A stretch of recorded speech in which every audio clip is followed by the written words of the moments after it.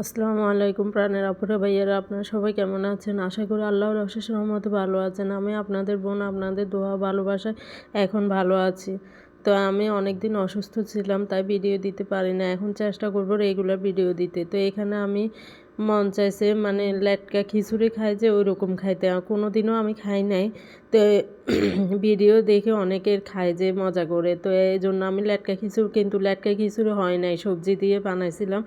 অত মানে যে একেবারে পানি পানি লেটকে ওইরকম হয় নাই। তো এখানে আমি সব একসাথে দিয়ে ময় মশলা দিয়ে একসাথে ডাল, এখানে ডালের মধ্যে আমি শুধু মসুর ডালটাই দিয়েছি, দিয়ে তারপরে চালের মধ্যে আমি রান্নার চালটা দিছি, যে চালের ভাত আমরা খাই মিনিকেট, ওই চালটা দিয়ে আমি রান্না করতেছি। তো এখানে আদা রসুন বাটা, হলদের গুঁড়ো, মরিচের গুঁড়ো, পেঁয়াজ কুচি, তারপরে জিরের গুঁড়ো, এগুলো দিয়ে এখন পরিমাণ মতো পানি দিয়ে দিচ্ছি। তো এখানে আমি গরম পানিটা ইউজ করতেছি।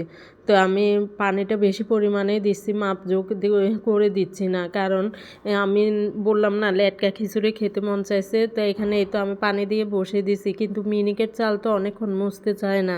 তা আমি আবার পরে আরেকটু পানি দিয়েছি। এখন আমি যখন এটা ফুটে আসছে, তো আমি কাঁচামরিচ দিচ্ছি, দেখলেন এই তো কাঁচামরিচের কথা বলি নাই।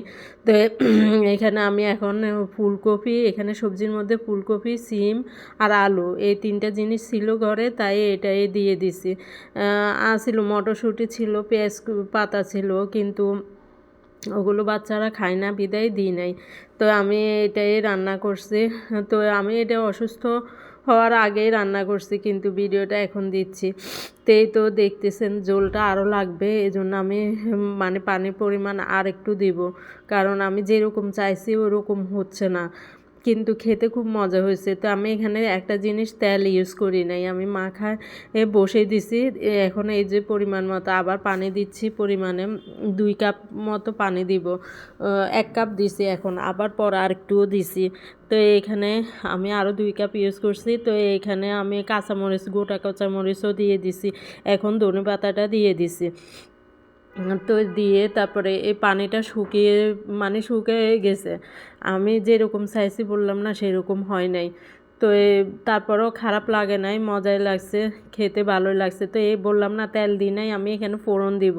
তো এই তো আমি এখানে রসুন কুচি দিয়ে ফোড়নটা দিয়ে দিচ্ছি। তো অনেক মানে আমি যে এই প্রথম এরকম আমি রান্না করে খেলাম, কিন্তু আমার থেকে অত ভালো লাগে নাই। পেঁয়াজ কুচিও আমি দিয়ে দিচ্ছি, কিন্তু বাচ্চাদের থেকে তারপর ওর আপনাদের ভাইয়ার কাছেও খুব ভালো লাগছে, আমার থেকে ভালো লাগে নাই তেমন। তো এখানে এই তো আমি ফোড়নটা একটু ব্রাউন কালার হয়ে আসলে তারপর আমি দিয়ে দিব। এই তো ব্রাউন কালার হয়ে আসছে, এখন আমি খিচুড়ির মধ্যে দিয়ে দিব। দিয়ে তারপরে আমি এটাকে নেড়ে চেড়ে মিক্স করে নিব তো এই তো এখানে আমি ব্রাউন কালার হয়ে আসছে, এখন আমি দিয়ে দিচ্ছি।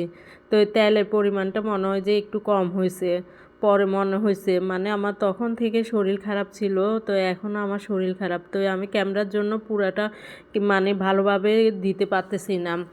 যদি ক্যামেরা ধরতে একজন হেল্পার থাকে তাহলে সুন্দর করে অনেক সুন্দর করে ভিডিও করা যায়। তো আমি খাওয়ার জন্য এখানে নিয়ে নিছি ভর্তা নিয়েছি, ধনেপাতার ভর্তা, শুটকির ভর্তা, তারপরে মুরগির ঠ্যাং গিলা দিয়ে রাঁধছি যে ওইটা, আর খিচুড়ির মধ্যে আচার না হলে তো মজাই লাগে না। আবার বেগুন ভাজা ছিল, বেগুন ভাজাও নিয়েছি, তারপরে ডিম ভাজছিলাম মনে হয়, ডিম ভাজাও ছিল। তো এই তো আমি আচারটা নিয়ে নিচ্ছি। তো আচারটা দিয়ে তারপরে সুন্দর মতো খেয়ে নিব।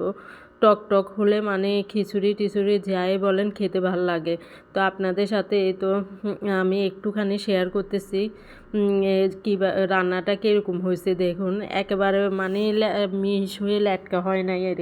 তারপরেও আমার ছেলে বলে এরকমই মজা, আমার আপনাদের ভাইয়াও বলে এরকম মজা বেশি, পানি পানি হলে লেটকা হলে বলে স্বাদ লাগে না। তো এই তো তো এটা দিয়েই খেয়ে নিচ্ছি। বেগুন ভাজিও ছিল, বেগুন ভাজিটাও মজা হয়েছে। তো এখানে আপনাদের কাছে একটা টিপ শেয়ার করি, আমি তো পলিথিন দিয়ে রেখে দিই ডিপ ফ্রিজে। তো আমাদের বলতেছে কাজের মেয়েটাও যে খালা আপনি ওই চালের গুঁড়া দিয়ে বেলে রেখে দিলে নর্মালে থাকে, আমি তো ডিপে রাখি। তো দেখলাম ভালোই রয়েছে, আমি 2 বক্স ওরাতে বানিয়ে রেখে দিছি। আগে তো বানিয়ে বেলে দিত না, এখন কি মত হয়েছে এখন বেলে দিবে, বানিয়ে দিবে। তো আমি বানিয়ে দিছে বেলে দিছে। তো আমি 2 বক্সে রেখে দিছি, 19টার মতো বানিয়ে দিছিল। তো 2 বক্সে রেখে দিছি। দেখুন মানে গুঁড়িটা বেশি লাগে, এরই চালের গুঁড়িটা অনেক পরিমাণে অনেক বেশি লাগে। তো বানিয়ে দিচ্ছে এই প্রথম, আজকে 2-3 বছর যাবৎ কাজ করতেছে, এই প্রথম তো আমাকে রুটি বানিয়ে দিছে। জানে কিন্তু প্রথম বলছে পারে না, এখন বলতেছে কি মনে করে, এখন বলতেছে আমি ওরে একটা বুয়া দিছিল, ওই বুয়ার হাতে মাঝে মধ্যে বানাতাম আর নিজে বানিয়ে আমি ডিপ ফ্রিজে রেখে দিই। তো ও বলতেছে চালের গুঁড়া দিয়ে এইভাবে খালা নর্মালি রেখে দেখিয়েন। তো দেখলাম ভালোই ছিল, কিন্তু আমার গুঁড়াটা বেশি লাগে। আমি কাপড়ের মধ্যে ছেঁকে দিই, তারপরেও তাওয়ার মধ্যে অনেক গুঁড়া থেকে যায়। তো পোড়াটা লেগে যায় ভালো মতো। তো আমি এখানে আলু দিয়ে রুই মাছ দিয়ে রুই মাছ ভাজি করে রান্না করতেছি। এভাবে আলু দিয়ে রুই মাছ রান্না করলে অনেক মজা লাগে, একবার রান্না করে দেখবেন, খেতে অনেক মজা লাগে। তো এখানে আমি ওই চিতল পিঠা আনে যে, ওই ভর্তাটা আনে যে, তো আমি হঠাৎ মন চাইছে মরিচ ভাজি করে খাওয়ার জন্য। তো আমি ওই শুটকিটা দিয়ে মরিচ ভাজি দিব, টমাটোও দিব।